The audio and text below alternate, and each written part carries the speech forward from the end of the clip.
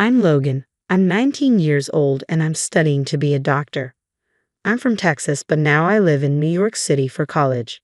My parents are in Dallas, where my dad works as a surgeon at a university hospital, and my mom stays home.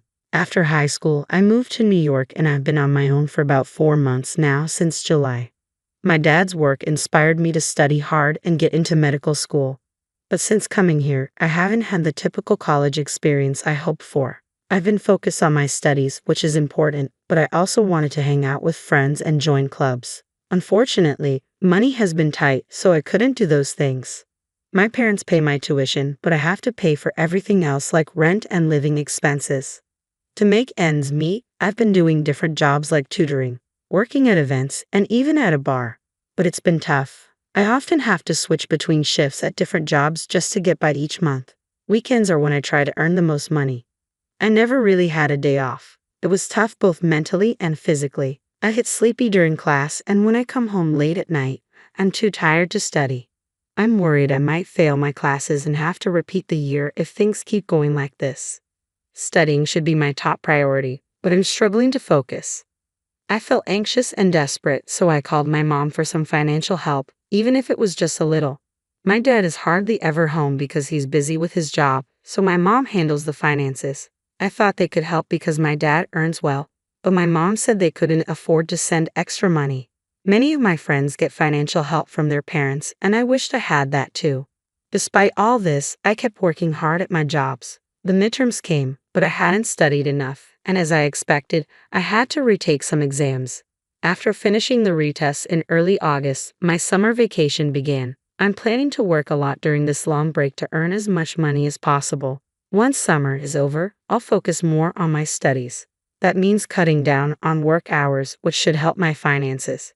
To save money, I've been eating cheap foods like instant noodles, bread, and discounted meals. I also use my bike instead of paying for transportation.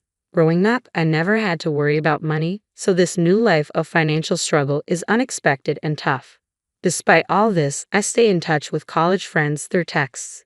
Seeing their fun photos makes me realize how different our lives are, even though we go to the same university. My friends often invited me out, but I had to reluctantly decline because I didn't have the money or the time. Let's go somewhere that doesn't cost anything, I suggested. One of our classmates messaged me, "Are you sure you're okay? You always seem tired at school, and I think you're working too much." My friend was concerned about me. I've got the physical stamina, and I need to earn my living expenses. Let's meet up once school starts again, I replied. After that, I went to work at the bar as usual, but something happened shortly after. I collapsed during my shift. It was a busy Friday with lots of customers, and as I was carrying drinks, I suddenly felt dizzy. I don't remember much after that, but when I came to, I found myself in the hospital. According to the doctor, I collapsed due to exhaustion and malnutrition. I received treatment and was allowed to go home the same day. I immediately called my boss at the bar to apologize. My boss explained that after I collapsed, he had called my name, but I was too out of it to respond, so he called an ambulance. He had also contacted my parents. "You've been taking on a lot of shifts, and I relied too much on that. I'm sorry about that. I want you to rest easy for the rest of the month," my boss said. This meant a cut in my income. As I rode the subway home from the hospital, I wondered if I should take on more tutoring jobs. I found myself at a loss. I was supposed to work at the bar the next day, but that suddenly turned into a day off. I decided to quietly stay in bed today. While checking my phone, I noticed a message from my friend that I had missed while I was unconscious. I replied and explained why my response was delayed. Upon learning about my situation, my friend decided to come over. He bought groceries at the supermarket and made spaghetti for me. While eating the meal he had kindly prepared, our conversation turned to the topic of living expenses for someone living alone. When I mentioned that I wasn't receiving any financial support from home, my friend was surprised. "That's why you've been working so hard. Your dad's a doctor. You should be getting some support." "No," I explained. "I asked Mom, and she said they're barely managing with just my tuition." "But you're an only child, right? Maybe if you ask, they could send a little support," my friend suggested. My mom said even a small amount of support was out of the question. "No way, that doesn't make sense. I hate to say this, but maybe your dad is sick and can't work," my friend speculated. Thinking it over, I said, "My dad is a doctor and used to drive a luxury car. Our house is in an upscale neighborhood, and I went to private schools my whole life. So why would mom suddenly say they have no money? Suddenly worried, I immediately messaged my mom. Are you both okay? She replied after a while. We're fine, but I couldn't relax, thinking maybe they were just saying that to keep me from worrying. Since I had planned to go home for the holidays, I decided to talk to my parents about this. After thanking my friend, he said, I'll be waiting for some souvenirs. I felt grateful to have such a friend. The holiday season came and I took the cheapest flight I could find back home. I could only stay for a night and a day because of my job, but I was looking forward to it. When I arrived, my parents greeted me at the door. My dad seemed surprised when he saw me. You've lost a lot of weight. Really? I hadn't noticed myself, but apparently I looked quite different. My mom was also taken aback and fell silent. For lunch, my mom had prepared things like salad, soup, and chicken wings, and for the first time in a long while, the three of us sat down to eat together. As soon as we sat down, my dad looked worried and asked, You look thinner. Are you eating properly? I told him the truth. Not really. It's been a while since I had such a luxurious meal. What do you usually eat? Cafeteria food? My dad asked. Nah, the cafeteria is too expensive for me. Is it that expensive? It's about $5 or so. My dad looked puzzled. Is the money I've been sending enough for you? Confused, I responded. Huh? I haven't been getting any money. I finally told my dad. What do you mean? So you mean to tell me you haven't received any money for the past 4 months? He asked, shocked. I haven't received any, I replied. Have you really been sending money? I had asked your mom to transfer $2,000 every month into your account, Dad said, surprised. Really? I was surprised. Mom told me that your finances were tight and that she couldn't afford to send any money. I explained. Dad looked perplexed. We have enough money. Paisley, have you been sending money to Logan properly? He asked Mom. Mom looked down silently. I was worried that maybe Dad got sick or something and couldn't work, and that's why the money wasn't coming. No, I've been working as usual, Dad assured. Really? That's a relief, I said, somewhat relieved. But then why hadn't any money been sent to me? I was baffled. Cassie, what's going on? Dad pressed Mom.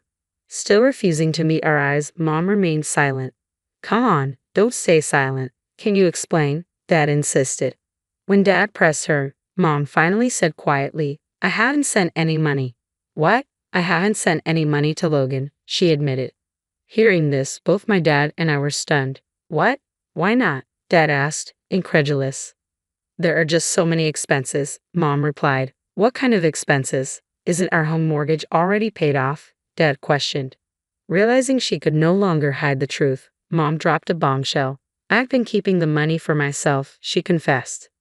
I was dumbstruck. I read online that medical students can earn more than regular students with tutoring jobs, so I thought you'd be okay. I asked you to send me even just a small amount of money, but honestly, I didn't realize you were that strapped for cash, Mom explained.